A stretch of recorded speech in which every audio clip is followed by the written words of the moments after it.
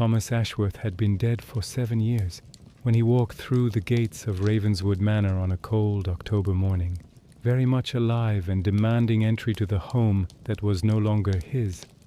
Before we continue, if you'd like to join me for more stories like this, feel free to subscribe. I share a new one every day. And if you don't mind, leave a comment and tell me where you're listening from and what time it is for you right now. I love seeing how far these stories travel.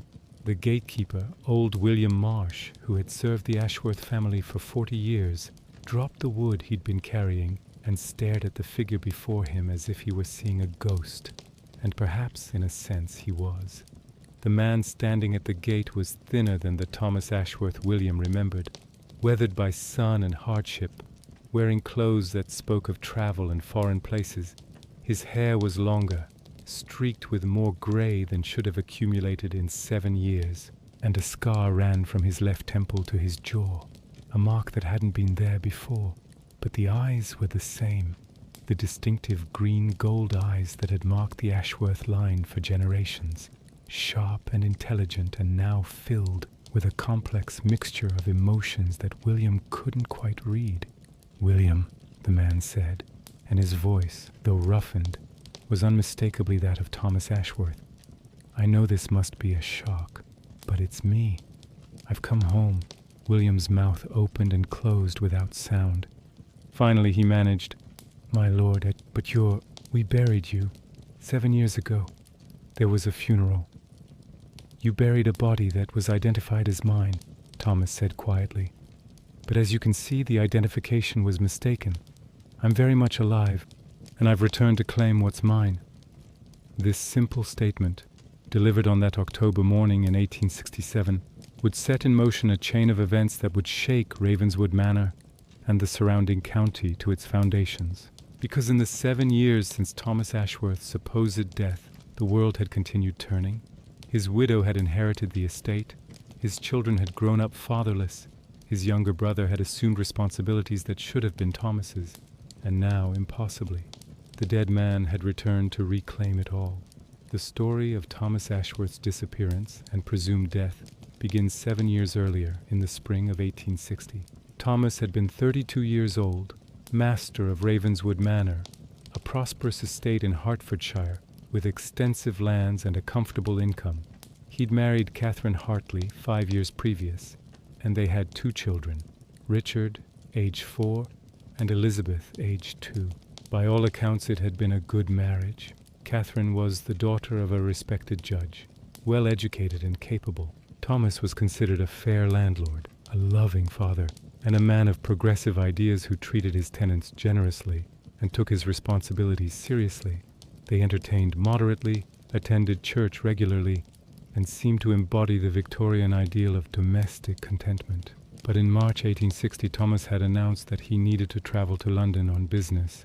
The estate's financial affairs required attention, he told Catherine, and there were legal matters that needed to be addressed in person. He'd be gone perhaps 2 weeks, 3 at most. Catherine hadn't questioned this. Thomas occasionally needed to travel for estate business, and London was where such business was typically conducted. She'd kissed him goodbye at the door, watched his carriage disappear down the drive, and settled into the routine of managing the household in his absence. 2 weeks passed, then 3, then 4. Catherine received 1 letter, posted from London, saying the business was more complicated than anticipated and he'd need additional time. The letter was brief, almost perfunctory, so unlike Thomas's usual warm correspondence that Catherine felt the first stirrings of unease. Then silence. No more letters. No word. Catherine wrote to the London hotel where Thomas had said he was staying, only to learn he'd checked out 3 weeks previous with no forwarding address. She wrote to the family's London solicitor, who said Thomas had visited once to discuss some property matters, but had made no further appointments. Weeks became months. Catherine, increasingly desperate, hired investigators. The trail went cold at the London hotel.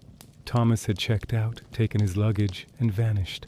He hadn't boarded any ships under his own name. He hadn't made any large withdrawals from the family's banks. He simply ceased to exist in any traceable way. 6 months after his disappearance, a body was pulled from the Thames. It had been in the water for some time, bloated and partially decomposed, difficult to identify. But the height was right, the build was right, and the clothing, though waterlogged and torn, was similar to what Thomas had been wearing when he left. In the pocket was a soggy, barely legible card with Thomas Ashworth's name and the address of Ravenswood Manor. The authorities called Catherine to London to identify the body. She looked at the ruined face, at the hands that might have been her husband's, at the general shape and size that matched Thomas's frame. In the end, she'd said yes, though with hesitation, because saying yes allowed for closure, for ending the terrible uncertainty, for moving forward. A funeral was held. Thomas Ashworth was buried in the family plot at the local church, his name added to the monument that held 3 generations of Ashworths. Catherine wore black for a year, then grey, slowly re-entering society as a widow. Under the terms of Thomas's will, she inherited the estate with the understanding that it would pass to their son Richard when he came of age. The will also made provisions for Thomas's younger brother, James, who had been living in London working as a barrister. James was to receive an annual allowance from the estate and was invited to serve as Catherine's advisor in managing estate affairs, given her lack of experience in such matters. James had accepted this role and had, over the following years, become increasingly involved in running Ravenswood. He'd moved into the manor house, ostensibly to be available for consultation, and had taken over most of the practical management of the lands, the tenants, the finances. Catherine, grieving and overwhelmed, had been grateful for his help. By 1867, 7 years after Thomas's disappearance, life at Ravenswood had found a new equilibrium. Catherine was 33, still young, but settled into her role as widow and mistress of the estate. Richard was 11, being educated by tutors, preparing for eventual attendance at boarding school. Elizabeth was 9, a lively girl who barely remembered her father. And James, now 36, had become the effective master of Ravenswood in all but name, managing the estate's affairs with competence and authority. Into this settled situation walked Thomas Ashworth, alive and demanding restoration of everything that had been taken from him. The scene at the gate attracted attention quickly. Servants came running, drawn by William's shouts.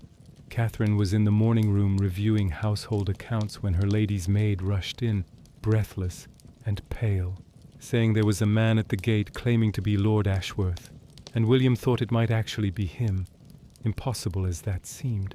Catherine dropped her pen, ink spattering across the ledger. She stood so quickly her chair fell backward. "That's impossible. Thomas is dead. We buried him." "Yes, ma'am, but William says the man has Lord Ashworth's eyes and his voice and knows things about the estate that a stranger wouldn't know." Catherine felt the room tilt slightly. She gripped the desk for support, her heart hammering. "Where is Mr. James?" "Riding out to the North Fields, ma'am. He left an hour ago." Catherine took a deep breath, forcing calm. "Very well.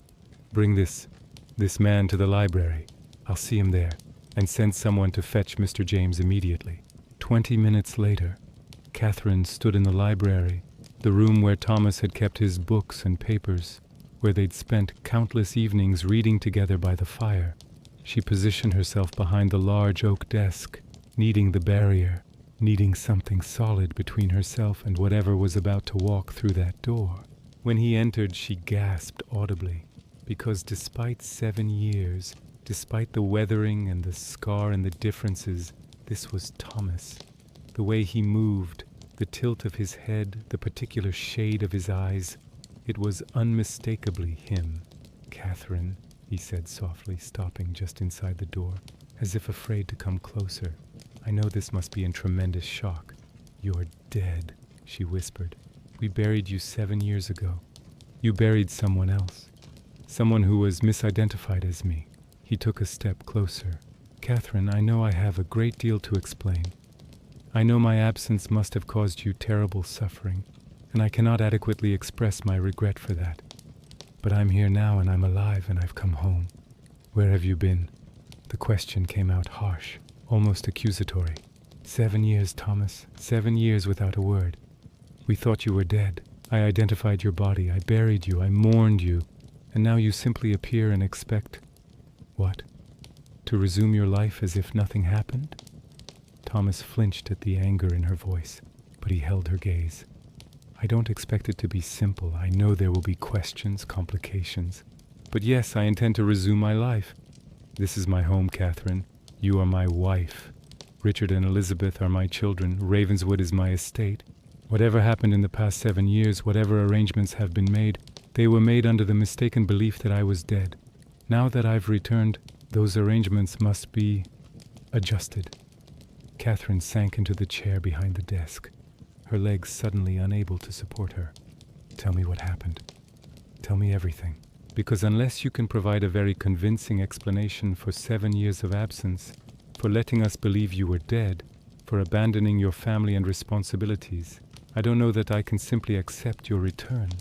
Thomas moved to a chair opposite the desk and sat slowly, as if his body pained him. It's a long story and parts of it are difficult to tell, but you deserve the truth. He paused, gathering his thoughts, and when he spoke again, his voice was distant, as if he were seeing scenes from long ago. When I left for London in March 1860, I did have estate business to attend to, but that wasn't the only reason for my trip. I'd received a letter, Catherine. A letter from a man claiming to have information about my father's death. Catherine's brow furrowed.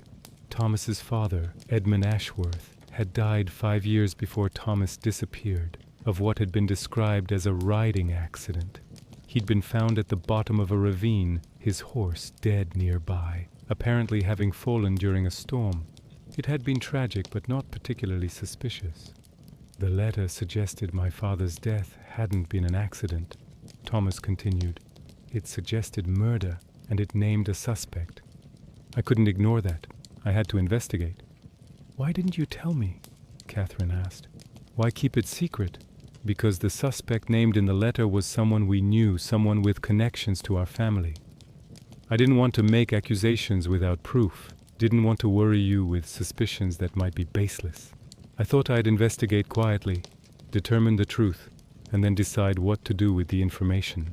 Thomas explained that he'd gone to London and met with the letter writer, a former servant from Ravenswood, who claimed to have witnessed something suspicious on the night of Edmund's death. The servant's story had been convincing enough that Thomas had begun to investigate, asking questions, following leads. But I was clumsy about it, Thomas said bitterly. Whoever was actually responsible, if anyone was, must have noticed my inquiries. One night, as I was returning to my hotel, I was attacked, hit from behind, knocked unconscious. When I woke up, I was on a ship in the middle of the Atlantic Ocean, bound for Charleston, South Carolina. Catherine stared at him, trying to process this information. You were kidnapped, taken to America? Shanghaied, essentially. It's not uncommon for men to be forced into service on ships, particularly on vessels running blockades or engaging in quasi-legal trade. I woke up in chains in the hold of a ship, along with 6 other men in similar circumstances. We were told we'd work as crew until the ship's business was concluded, and then we'd be released in whatever port we reached. There was no negotiation, no appeal. We were prisoners. The ship had been running guns and supplies to the Confederate States during the American Civil War, Thomas explained. It was dangerous, illegal work, and the captain kept his pressed crew under tight control, knowing they couldn't be trusted but needing the labor. I tried to escape several times in the first months, Thomas said. Each time I was caught and punished. The captain made it clear that another escape attempt would result in my being left in a Confederate prison, where questions weren't asked about foreign prisoners, who conveniently disappeared. So I stopped trying to escape and waited for an opportunity. The opportunity came a year later, when the ship was damaged in a storm off the Carolina coast and limped into port for repairs. In the confusion of the repairs and the busy port activity, Thomas had managed to slip away. But he'd been in Confederate territory, with no money, no papers, and no easy way to get back to England.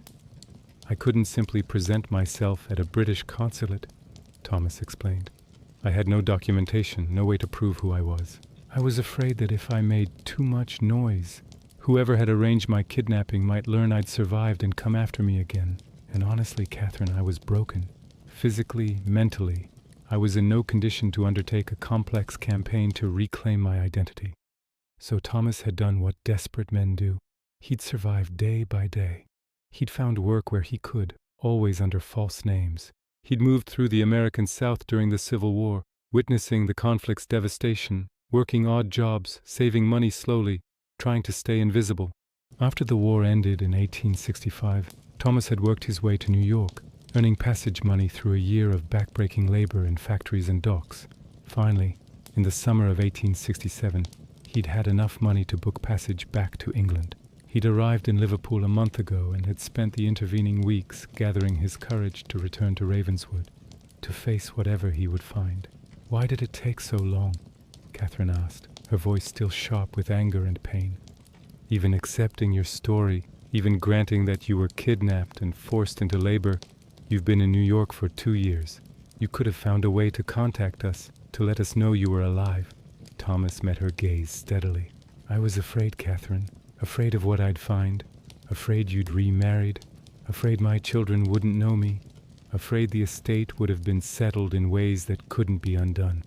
And if I'm being completely honest, I was ashamed. Ashamed that I'd been captured so easily. Ashamed that I'd spent years unable to free myself. Ashamed of everything I'd done to survive. I wasn't the man who left Ravenswood. I didn't know if that man still had a place here." Before Catherine could respond, the library door burst open and James Ashworth strode in, still in his riding clothes, his face flushed from his rapid ride back to the manor. He stopped abruptly when he saw Thomas, all color draining from his face. "My God," he whispered, "it's really you." Thomas stood, and for a long moment the two brothers simply stared at each other. Then James crossed the room in 3 quick strides and pulled Thomas into an embrace. "We thought you were dead. 7 years, Thomas. 7 years we've mourned you." When they separated, James held Thomas at arm's length, studying him. "What happened to you? Where have you been?" "I've just been telling Catherine the story. It's complicated and not easily summarized, but the essential facts are that I was kidnapped, taken to America, and have spent the past 7 years trying to survive and find my way home." James shook his head in amazement. "This is extraordinary. Unbelievable, really. You'll forgive me if I find it difficult to process. We buried you, Thomas. Or we thought we did. There was a body. Identification. A mistake," Thomas said firmly. "An unfortunate case of misidentification. The body you buried was not mine." James turned to Catherine, who sat pale and rigid behind the desk. "Did you know about this? That he might be alive?" "Of course not," Catherine snapped. "How could I possibly have known? He's been dead for 7 years, James. Dead. And now suddenly he's not. And I'm expected to simply accept this enormous disruption." She broke off, pressing her hands to her face. Thomas moved toward her, but she held up a hand, stopping him. "No. Don't. I need time to think about this, to understand what this means. You can't just walk back into our lives after 7 years and expect everything to be as it was." "I don't expect that," Thomas said quietly. "But I am back, Catherine.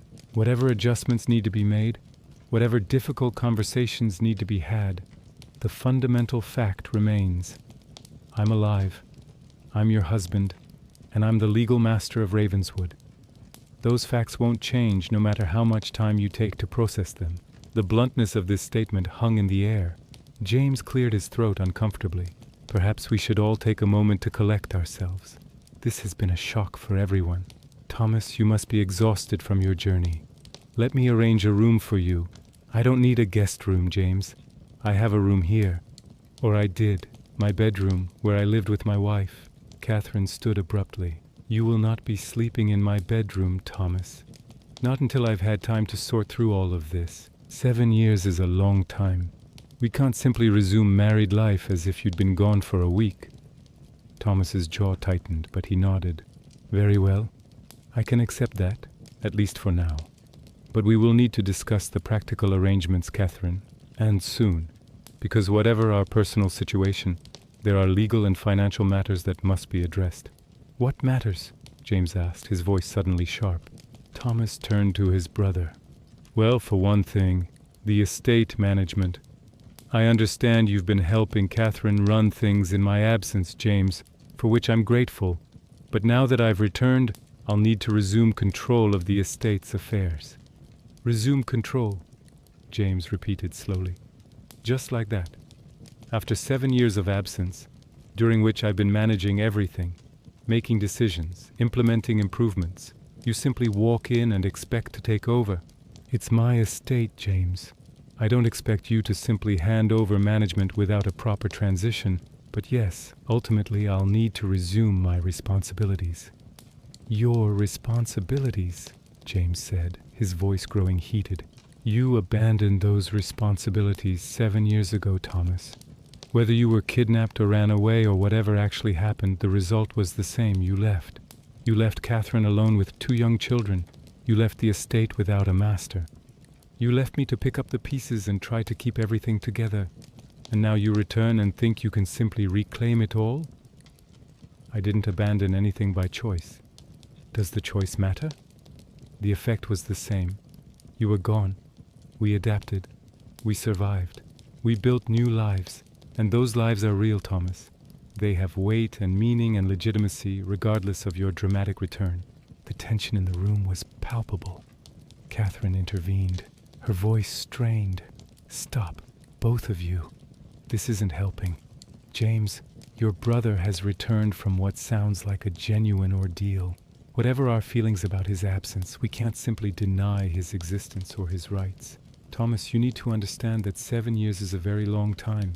Things have changed. People have changed. You can't expect to simply undo all of it. She took a deep breath, visibly trying to steady herself.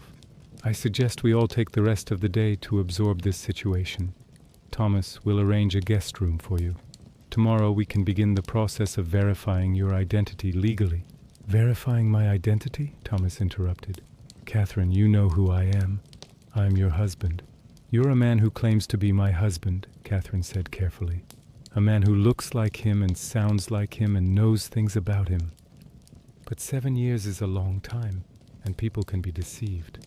Before we make any irreversible changes to the arrangements that have governed this estate for the past 7 years, we need to establish legal proof of your identity. Thomas looked stung, but he nodded slowly. You're right, of course. I understand your caution. Very well. I'll cooperate with whatever verification process you think is necessary. The remainder of that first day passed in a strange, tense atmosphere. Thomas was given a guest room in the east wing, far from the family quarters. The children were told that a visitor had arrived who claimed to be their father, but they weren't allowed to see him yet, not until matters were clarified. Richard, at 11, had vague memories of his father and was intensely curious. Elizabeth, at 9, remembered almost nothing and was simply confused by the adults' odd behavior. Over dinner, during which Thomas ate alone in his room while Catherine, James, and the children maintained a strained semblance of normality in the dining room, Catherine's mind raced through the implications of Thomas' return. If he was truly Thomas, if his identity could be legally established, then everything would have to change. Her legal status would revert from widow to wife. Her control over the estate would be restored to Thomas. James would lose his position as estate manager and advisor, and her marriage, which she'd thought was ended by death, would suddenly be resurrected. She'd been a widow for 7 years. She'd learned to stand on her own, to make decisions, to manage responsibilities. She'd grieved Thomas, had moved through the stages of loss to a kind of acceptance, and now he'd returned, expecting her to simply resume being his wife, to step back into a role she'd left behind. The emotional complexity was overwhelming. Part of her was genuinely glad that Thomas was alive, that he hadn't died horribly in the Thames, that he'd survived his ordeal. Another part was angry, furiously, deeply angry, that he'd been absent so long, that he'd somehow let himself be captured and taken away, that he'd taken years to return even after reaching New York. And underneath both reactions was fear. Fear of how this would change her life, fear of losing the autonomy she'd gained, fear of what it would mean to be married to a man who was familiar, yet strange, known, yet unknown. James, too, was struggling with complex emotions. He'd loved his brother, had genuinely mourned him, But he'd also, over 7 years, built a life at Ravenswood. He'd found purpose in managing the estate, had discovered he was good at it, had come to think of himself as the natural master here. He'd remained unmarried, devoted his energy to Ravenswood, and had perhaps harbored secret hopes that eventually, when Richard came of age, he might continue as estate manager, might make this his permanent home and role. Thomas's return threatened all of that. If Thomas reclaimed the estate, James would revert to his previous position as the younger son, the one without inheritance or clear role. The 7 years he'd spent managing Ravenswood would be rendered meaningless, a temporary stewardship that ended with the master's return. Part of him was genuinely happy that his brother was alive. But another part, a part he was ashamed to acknowledge, resented Thomas's return and the disruptions it would cause. That evening, after the children were in bed, Catherine and James met in the library to discuss the situation. "Do you think it's really him?" Catherine asked, pouring them each a glass of sherry with hands that trembled slightly. James considered. Physically, he looks like Thomas. The voice, the mannerisms, the eyes especially, those are very difficult to fake. And he knows things. He mentioned details about the estate, about family history, that would be hard for an imposter to know. But not impossible.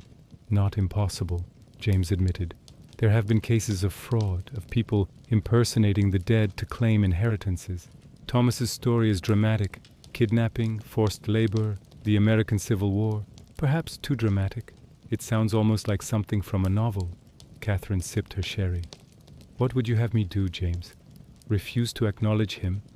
Accuse him of fraud? No, of course not. But I do think you're right to insist on legal verification. We should consult with solicitors, perhaps with the authorities, have experts examine his claims, verify his story where possible, establish his identity beyond reasonable doubt before making any changes to the estate's management or your legal status. And if he's proven to be Thomas, what then?" James was quiet for a long moment. "Then you have difficult decisions to make, Catherine. About your marriage, about the estate, about what kind of life you want to lead. You're not the woman Thomas left 7 years ago. You've changed, grown stronger, more independent. Can you return to being simply Thomas Ashworth's wife, subject to his authority, after years of managing on your own?" "The law gives me no choice," Catherine said bitterly. "If he's my husband, he has legal authority over me, over the estate, over everything. My opinions on the matter are essentially irrelevant. The law is one thing. The reality of a marriage is another. You and Thomas will have to negotiate a new understanding, a new way of living together that acknowledges what you've both been through." Catherine looked at her brother-in-law with new awareness. "And you, James? What happens to you if Thomas is legally established as alive?" James set down his glass carefully.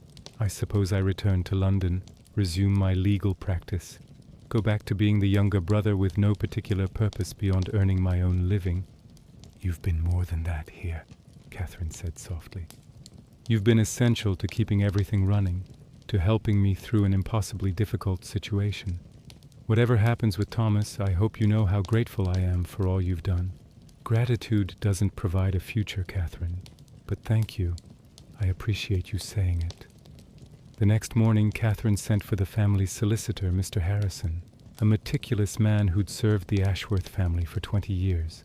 She explained the situation, that a man claiming to be Thomas had appeared, that preliminary indications suggested he might be who he claimed, but that legal verification was necessary. Mr. Harrison was both shocked and professionally intrigued. "This is highly unusual, Lady Ashworth. If this man is truly your husband, it will require unwinding 7 years of legal arrangements made on the assumption of his death.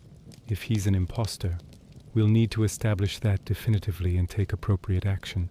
Either way, we must proceed carefully." He interviewed Thomas extensively, asking detailed questions about his life before the disappearance, about family history, about the estate's affairs. Thomas answered most questions correctly, but there were some details he couldn't recall. "Not surprising," Mr. Harrison admitted, given 7 years and the traumatic experiences Thomas described. "We'll need to verify your story where possible," Mr. Harrison told Thomas. documentation of the ship you claim to have been forced onto, witnesses to your time in America, records from your return voyage to England. This will take time. How much time? Thomas asked, frustration evident in his voice. Weeks, possibly months. We must be thorough, Mr. Ashworth. If you are who you claim to be, you'll be restored to your full rights and property. But we cannot simply accept your word, no matter how convincing your appearance or how detailed your knowledge. Too much is at stake. While the legal verification proceeded, Thomas remained at Ravenswood in a strange liminal state, present, but not truly returned, acknowledged, but not accepted, living in his own home yet treated like a guest. He was allowed to see Richard and Elizabeth, supervised meetings, during which the children stared at this strange man who claimed to be their father. Richard approached the situation with 11-year-old skepticism. He remembered his father dimly, warmth, security, being tossed in the air and caught in strong hands. But 7 years is a lifetime at that age, and his memories were overlaid with stories he'd been told, with idealized images he'd constructed. The weathered, scarred man before him didn't match the mental image he'd built. Elizabeth was even more detached. She'd been 2 when Thomas left, and she had no real memories of him at all. To her, Uncle James was the primary male figure in her life, and this stranger's arrival threatened the comfortable world she knew. "Are you really our father?" Richard asked during one of these supervised meetings, his voice carefully neutral. "I am," Thomas said gently. "I know it's difficult to accept. You were only 4 when I left, and Elizabeth was just a baby. I can't expect you to remember me clearly. But I remember you both. I've thought about you every day for the past 7 years. Why didn't you come home sooner?" Elizabeth asked, her voice small. It was the question everyone wanted to ask, and Thomas had no good answer that a 9-year-old could understand. He tried to explain in simple terms about being taken away against his will, about being unable to return, about working and saving money, but it sounded inadequate even to his own ears. "I don't think you're really our father," Elizabeth said finally. "Our father is dead. We went to his funeral. There's a grave with his name on it. You're just someone who looks like him." The words struck Thomas like physical blows, but he forced himself to remain calm. "I understand why you'd think that. But the grave is a mistake, Elizabeth. The man buried there was wrongly identified. I'm truly your father, and I hope that in time you'll come to accept that." After the children left, Catherine remained in the room. She'd been present for all these meetings, watching the interactions, and she could see Thomas's pain at his children's rejection. "They'll come around," she said, surprising herself with the impulse to comfort him. "Give them time." "Will they? Or will they always see me as an intruder who disrupted their lives?" Thomas stood and walked to the window, staring out at the grounds. "Everything is familiar yet strange, Catherine. This is my home, but I feel like a ghost haunting it." "You were a ghost," Catherine said quietly. "For 7 years, you were a ghost. We memorialized you, mourned you, learned to live without you. And now you're solid and real again, but we're different people than we were. We don't know how to be with you." Thomas turned to face her. "Do you believe me, Catherine? Do you believe my story? Or do you think I'm some clever fraud?" Catherine met his gaze steadily. "I believe you're Thomas. The resemblance is too perfect. The knowledge too detailed for you to be an imposter. But believing you're Thomas and being ready to resume being your wife are 2 different things. I'm not asking you to immediately resume everything as it was, aren't you?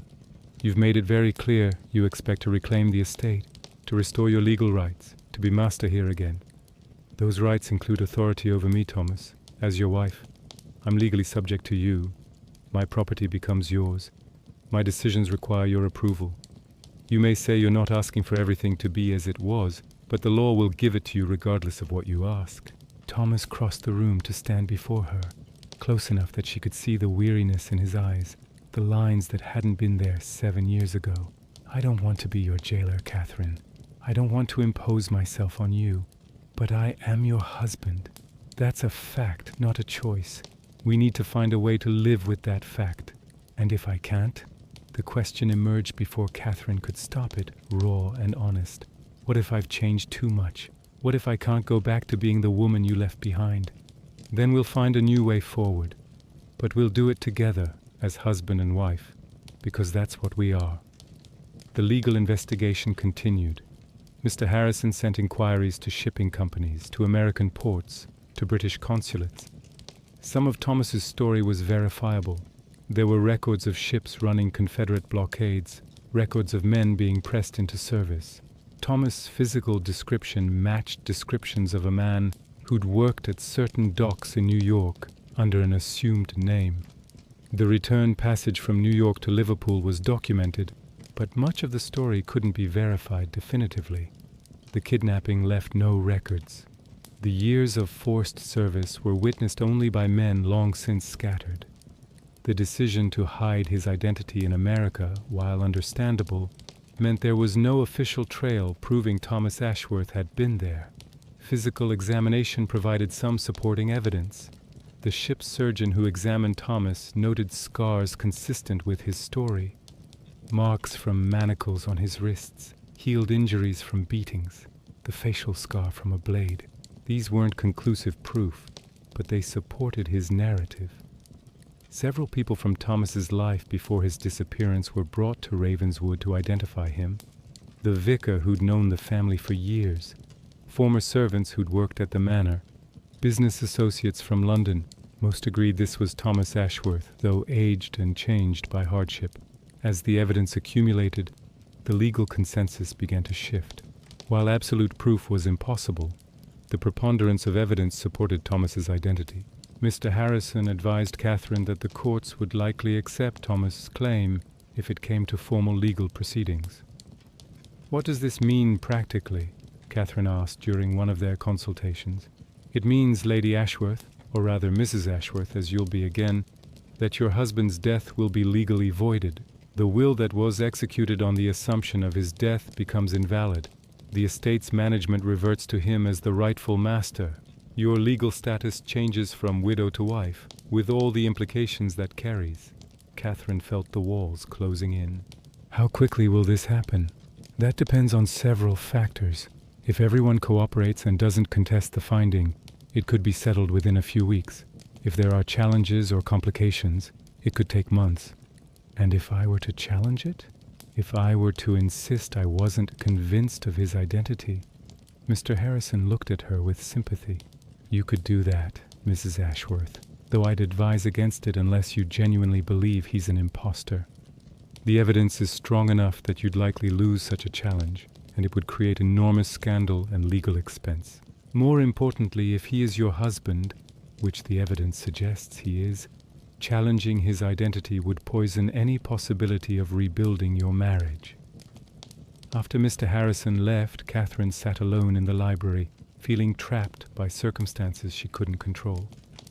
The man she'd mourned for 7 years had returned, and the law would force her to accept him as her husband regardless of her feelings.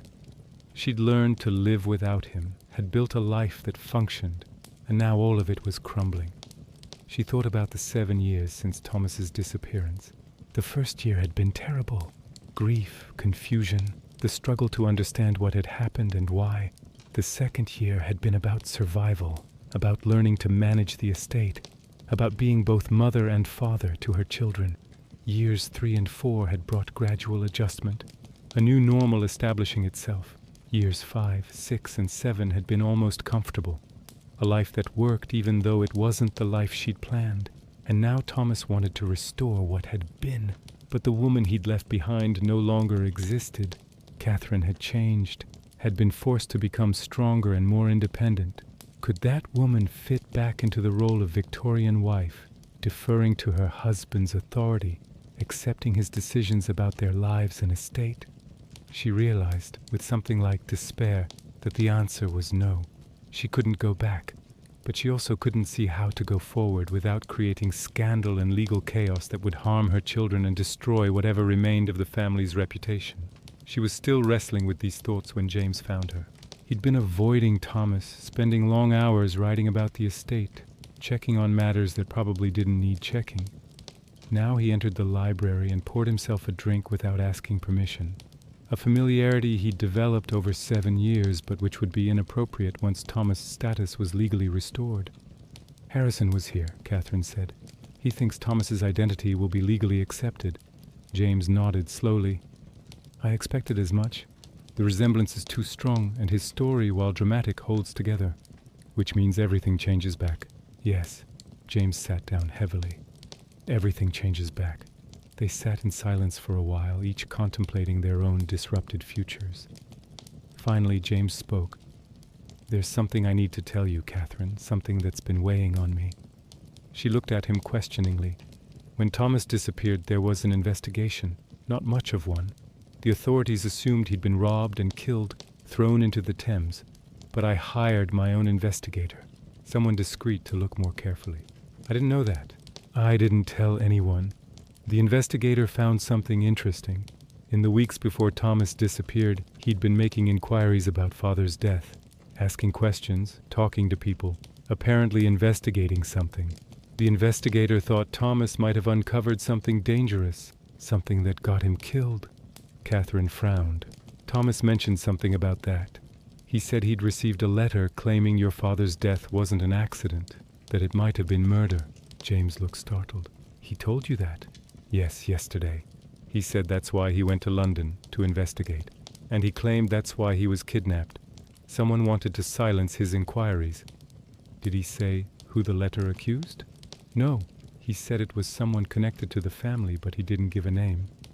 James stood and paced to the window, his back to Catherine. When he spoke, his voice was strained. "I need to tell you something I've never told anyone. Father's death. I don't think it was an accident either." Catherine sat forward. "What do you mean?"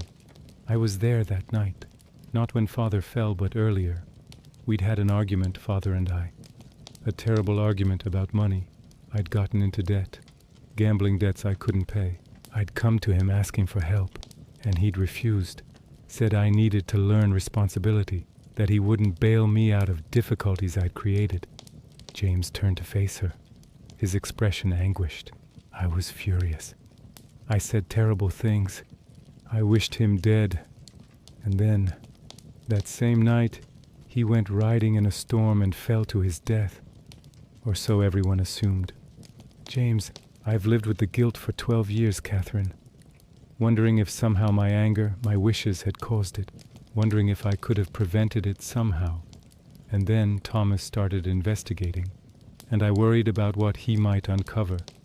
Not about me, I had nothing to do with Father's actual death, but about the argument, about my debts, about things that would reflect badly on me." "Is that why you didn't push harder to find Thomas when he disappeared? Because you were worried about what he'd been investigating?" James flinched. "Perhaps. I don't know. I told myself he'd been robbed and killed. That the investigation would only dredge up painful family matters, for no purpose since he was already dead. But maybe deep down I was relieved that his investigation had ended." Catherine processed this confession, seeing her brother-in-law in a new light. "You thought Thomas might have been killed because of what he was investigating, and you never said anything." "What could I say? I had no proof of anything. I didn't know what Thomas had discovered or whether it was connected to his disappearance. All I had were suspicions and guilt.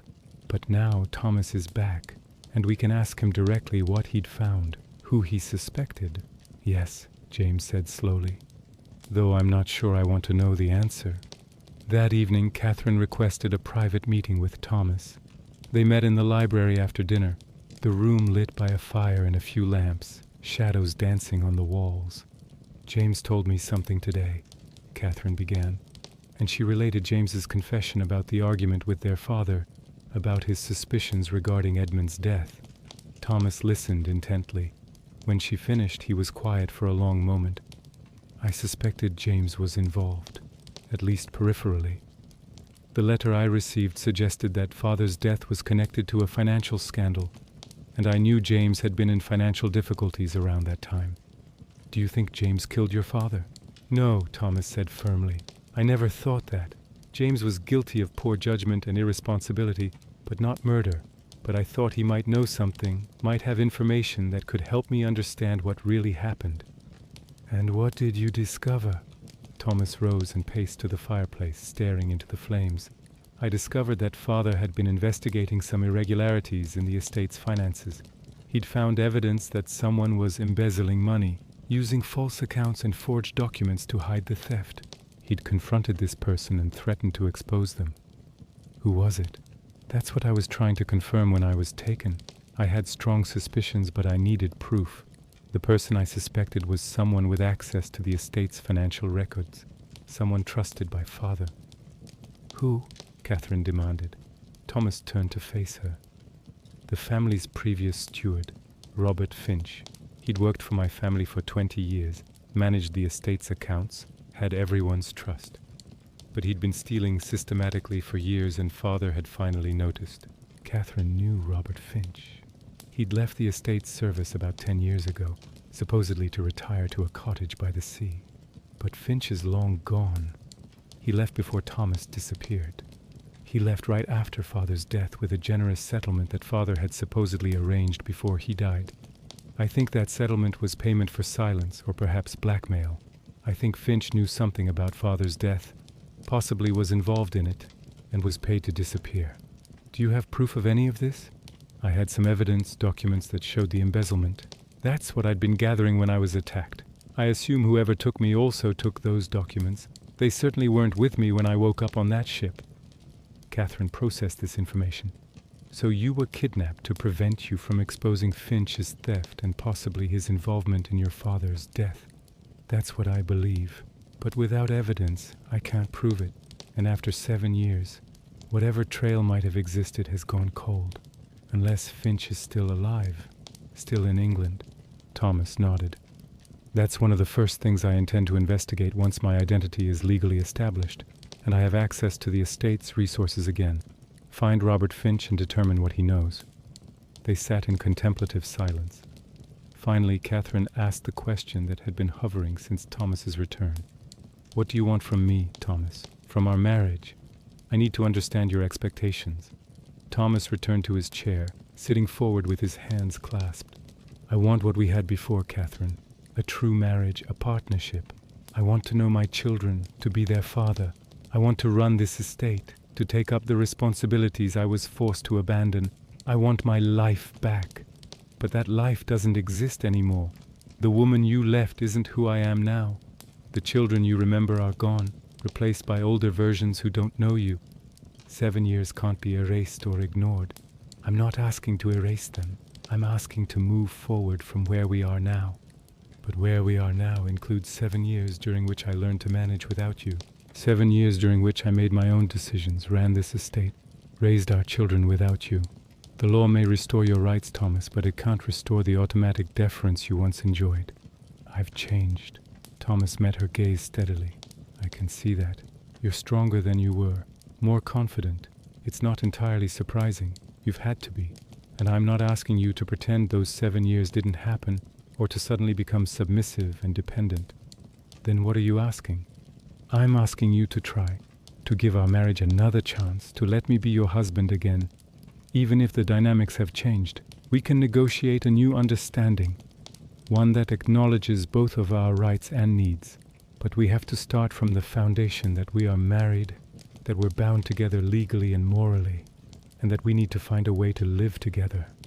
Catherine looked at this man who was her husband, yet seemed like a stranger. I don't love you, Thomas. Not anymore.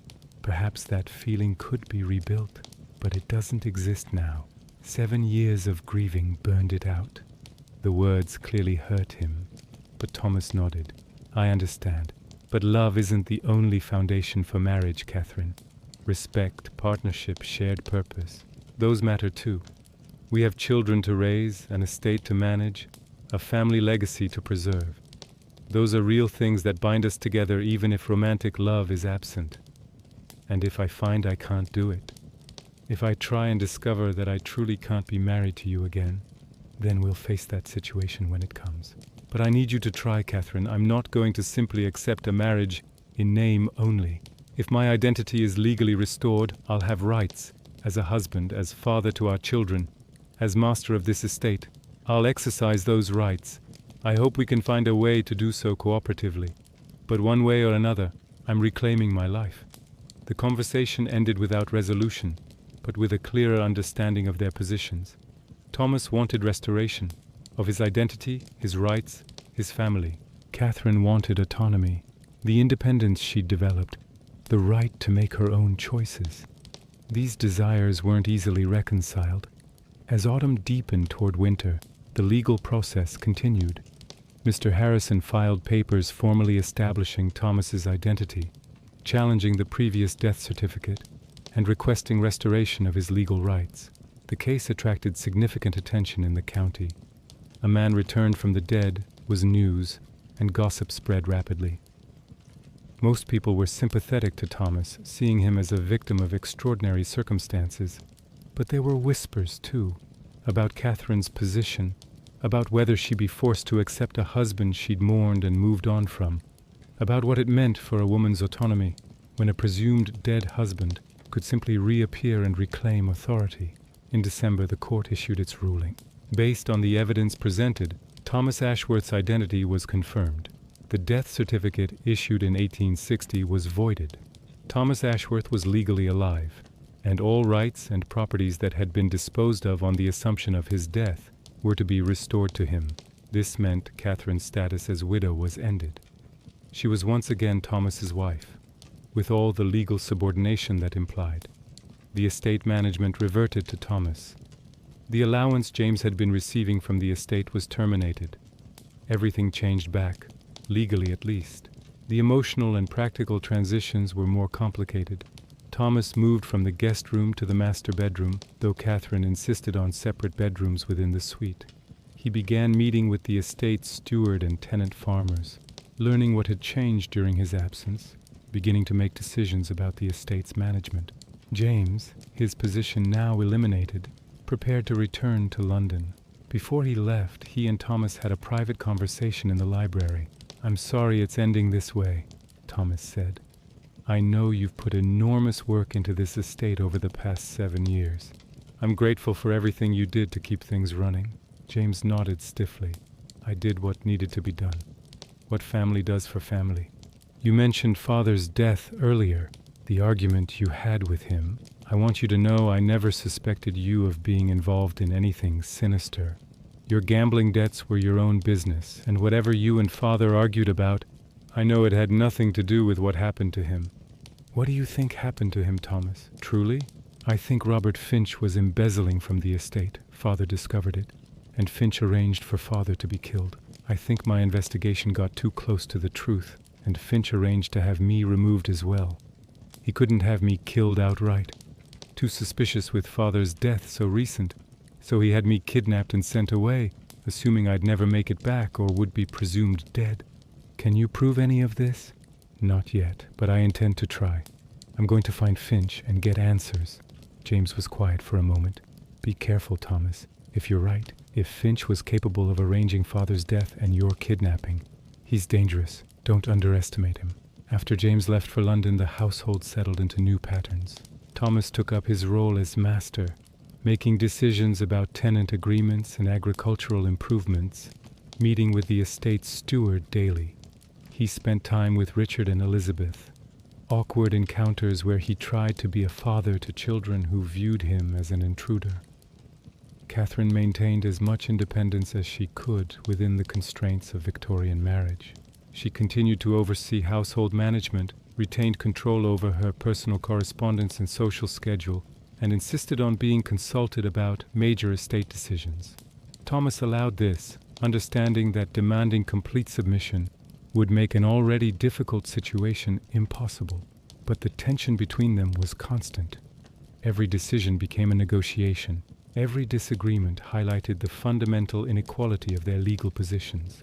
Thomas had the right to make final decisions, and while he tried to be consultative, the ultimate authority was his. In the bedroom, they maintained separate spaces. Thomas had made clear he wanted their marriage to be real in every sense. But Catherine had been equally clear she wasn't ready for that level of intimacy. This became another point of ongoing conflict, with Thomas growing increasingly frustrated by Catherine's continued rejection. One night in January, 3 months after Thomas's return, They had a confrontation that brought matters to a head. Thomas had been drinking, unusual for him but perhaps not surprising given the stress he was under. He came to Catherine's door and demanded entry. "We need to talk, Catherine. Really talk. Not these polite evasions we've been engaged in for months." Catherine, already in her nightgown, wrapped a robe around herself and reluctantly let him in. "You've been drinking." "A bit, yes. Does that offend your sensibilities?"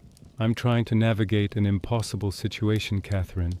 I've returned from hell to find my wife treating me like a stranger and my children looking at me like I'm a monster. So yes, I've had a few drinks." "What do you want, Thomas?"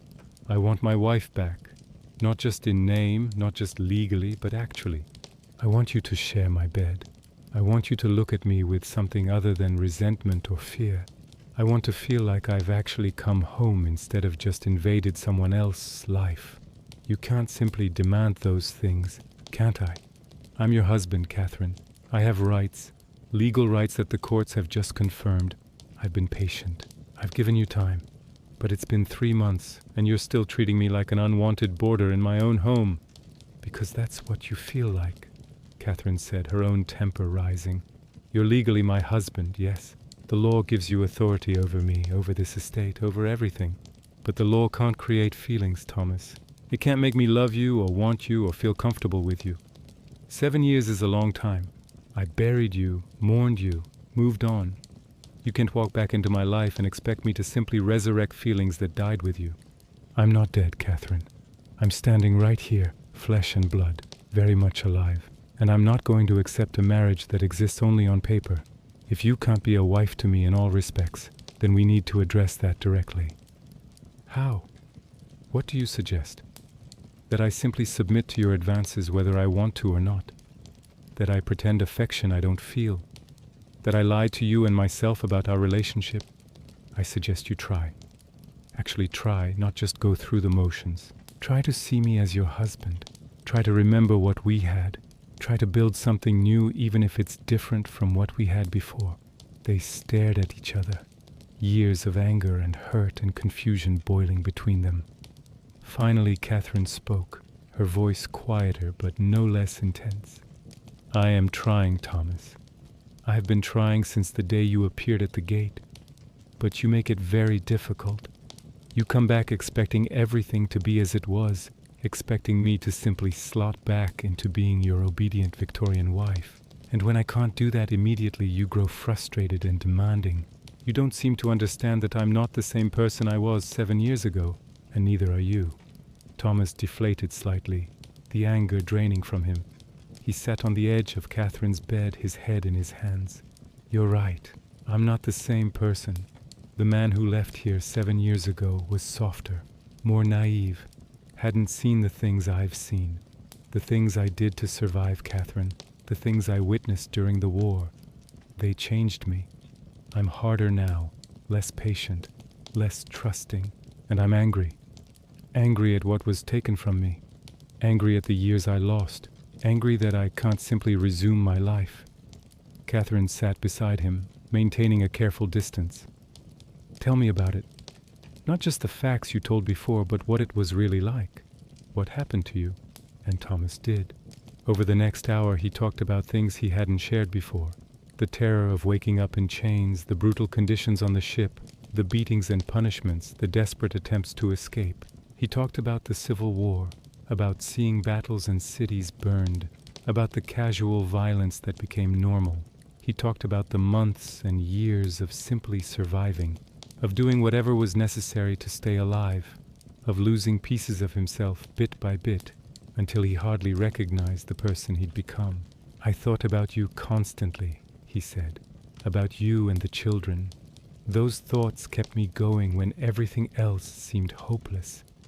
The idea that someday I'd make it back, that I'd see you again, that's what sustained me. And then I finally did make it back, and you don't want me. It's like surviving all of that only to find there's nothing left to survive for." Catherine felt her anger softening, replaced by something more complex, pity mixed with understanding, recognition of shared suffering. "I did want you to come back, Thomas. For years I wanted that desperately, but eventually I had to accept you were gone. I had to move forward. And now you're back, but it's been too long. I don't know how to unmove forward, how to go back to wanting something I'd taught myself to live without. Then don't go back. Move forward with me. Start from where we are now and build something new. I don't know if I can, Catherine admitted. I don't know if there's enough foundation left to build on. Thomas took her hand, the first real voluntary touch between them since his return. Then let's find out. Give us a real chance, Catherine. Not out of legal obligation or social pressure, but because we once loved each other and maybe, just maybe, we could find something like that again. Catherine looked at their joined hands, at this man who was familiar and foreign at once. She thought about the years ahead, about raising their children, about managing this estate, about the reality that they were bound together whether she liked it or not. And she thought about the loneliness she'd felt during the 7 years of widowhood, the burden of carrying everything alone. I'll try, she said finally. I'll genuinely try, not just for form's sake. But you have to try too, Thomas. You have to accept that I'm not who I was, and you can't simply impose your authority and expect me to comply. We need to be partners, real partners, or this won't work. Agreed, Thomas said. Partners, equals, as much as the law allows. They sealed this new understanding with a tentative kiss, awkward and uncertain, but carrying a hint of possibility. It wasn't the romantic reconciliation of novels, wasn't a sudden restoration of passion and devotion, but it was a beginning, a small step toward finding a way forward together. The months that followed were difficult, but gradually improved. Thomas and Catherine worked at rebuilding their relationship, learning each other again, negotiating the boundaries of their partnership. Thomas made genuine efforts to consult Catherine on estate decisions, to respect her autonomy where he could. Catherine made genuine efforts to see Thomas as her husband, to let him back into her life emotionally and eventually physically. With the children, progress was slower. Richard remained wary, caught between childhood memories of his father and loyalty to the life he'd built without him. Elizabeth took longer to accept Thomas at all, and even when she did, it was as a stranger who happened to have legal authority over her rather than as a true father. But gradually, through patient persistence, Thomas began to earn his place in his children's lives. He learned about their interests, Richard's fascination with mathematics and science, Elizabeth's love of horses and drawing. He made efforts to connect with them on their terms, rather than expecting them to automatically accept him on his. Meanwhile, Thomas pursued his investigation into Robert Finch and his father's death. He hired investigators, followed old trails, spent considerable money and time trying to piece together what had happened.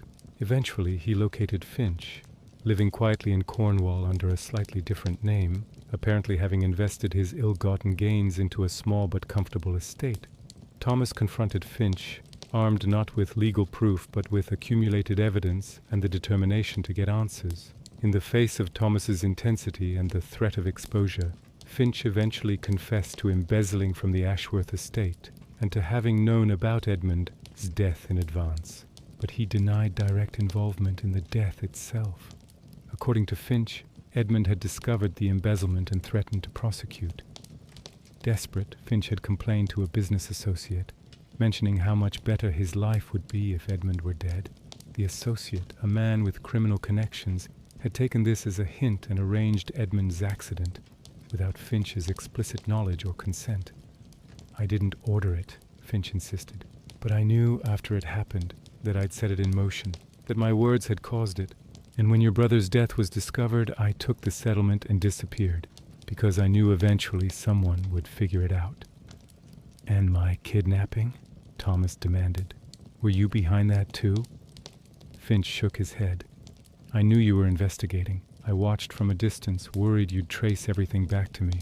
But I didn't arrange your kidnapping. I think the same business associate who handled your father's death, who had more to lose than I did if the truth came out, made that decision on his own.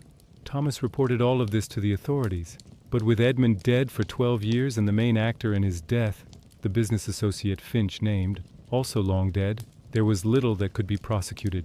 Finch was arrested for embezzlement, but the amounts were difficult to prove after so many years, and eventually he was convicted of minor fraud charges, spending 2 years in prison before being released to live out his remaining years in obscurity. For Thomas, this resolution was unsatisfying. His father's death was explained but not really avenged. His own kidnapping was acknowledged but not prosecuted. But at least the questions that had haunted him for years were answered. He could lay the ghost to rest and focus on the present and future rather than being trapped in the past. As the second year after Thomas's return approached, the family had found a new equilibrium. It wasn't the life Thomas had left behind, and it wasn't the life Catherine had built in his absence, but something new, a compromise, a negotiated peace. Thomas ran the estate with Catherine's input, making decisions collaboratively more often than not. Catherine had regained some of the independence she'd lost with Thomas's return, having proven that she expected to be treated as a partner rather than a subordinate. Their marriage was functional if not passionate, based more on respect and shared purpose than on romantic love, but it worked. Richard, now 13, had grudgingly accepted Thomas as his father, though their relationship was more formal than it might have been if Thomas had never left. Elizabeth, at 11, had warmed to Thomas more than anyone expected, perhaps because she'd been too young to feel betrayed by his absence and old enough to appreciate his genuine efforts to know her. James had re-established his legal practice in London and visited Ravenswood occasionally, maintaining cordial if somewhat distant relations with Thomas and Catherine.